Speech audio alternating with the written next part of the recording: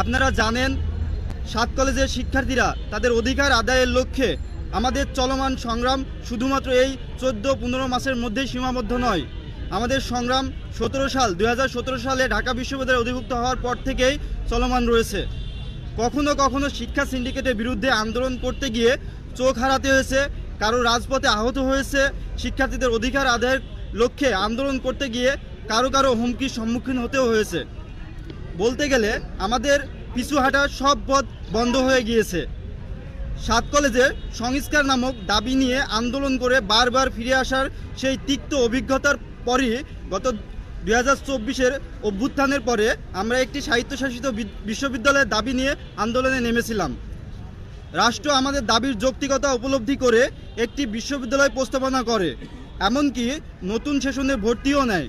কিন্তু দুঃখের সাথে জানাতে হচ্ছে যে রাষ্ট্রের বারবার আমাদের নিয়ে সময়ক্ষেপণ করছে।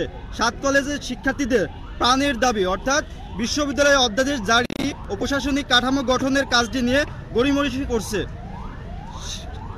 যে কারণে শিক্ষার্থীদের প্রাণের এই দাবিটি নিয়ে কয়েকটি মহলের ষড়যন্ত্রও নেমেছে। সেই স্বার্থান্বেষী মহল নানাভাবে আমাদের প্রাণের দাবির বাস্তবায়ন প্রক্রিয়া আটকে দেওয়ার ষড়যন্ত্র করছে।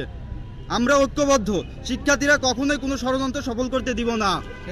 আমরা সর্বশেষ গত 3 ডিসেম্বর 2015 একটি বৃহৎ বিক্ষোভ মিছিলের আয়োজনে পরবর্তীতে অধ্যাদেশের দাবিতে 1 দফা কর্মসূচি ঘোষণা দিয়ে গত 7 ডিসেম্বর 2015 থেকে 2025 থেকে শিক্ষা ভবনের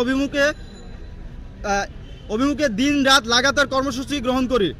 কর্মসূচির দ্বিতীয় দিনে রাষ্ট্রের পক্ষ থেকে একটি প্রেস বিজ্ঞপ্তি প্রকাশিত হয়। ঠিক একই সময়ে আমাদের শিক্ষার্থীদের প্রতিনিধিদের সাথে মন্ত্রণালয়ে মাননীয় শিক্ষা উপদেষ্টা স্যারের সাথে মিটিং অনুষ্ঠিত হয়। সেখানে অধ্যাদেশের ব্যাপারে বিস্তর আলোচনা হয়েছে। আলোচনায় এক পর্যায়ে মন্ত্রণালয় আমাদেরকে প্রতিশ্রুতি দেন যে তারা আগামী 25 ডিসেম্বরের মধ্যে সকল কাজ সম্পূর্ণ করার সাপেক্ষে আন্তঃমন্ত্রণালয় বৈঠক আয়োজন করে সবকিছু চূড়ান্ত করবে। পাশাপাশি 2024-25 শিক্ষাবর্ষের শিক্ষার্থীদের ক্লাসে ফেরানোর ব্যাপারে ফলপ্রসূ আলোচনা হয়েছে। যদিও আমরা গতকালকে আন্দোলন চলমান রাখার সিদ্ধান্ত নিয়েছিলাম, তবে রাষ্ট্রের সিদ্ধান্ত ও মন্ত্রণালয়ের সাথে গতকালকে আলোচনা পরবর্তী আমাদের সিনিয়রদের নির্দেশনা মোতাবেক রাষ্ট্রের প্রতি সম্মান জানিয়ে আমরা আমাদের লাগাতার কর্মসূচি আগামী 25 ডিসেম্বর 2025 পর্যন্ত স্থগিত রাখার সিদ্ধান্ত নিয়েছি। পাশাপাশি রাষ্ট্রকে সম্মানের সাথে জানিয়ে রাখতে চাই, অধ্যাদেশের কোনো অংশ যদি শিক্ষার্থীদের স্বার্থের বাহিরে যায় সেটা কোনোভাবেই মেনে নেওয়া হবে না। যদি এরূপ কোনো কিছু হয় তাহলে ভেবে নেব ষড়যন্ত্রকারী শিক্ষা সিন্ডিকেটের প্রেসক্রিপশনে সেটি হয়েছে, এবং এমন কিছু হলে ঐক্যবদ্ধ শিক্ষার্থীরা সেটি প্রতিহত করতে সর্বদা প্রস্তুত রয়েছে।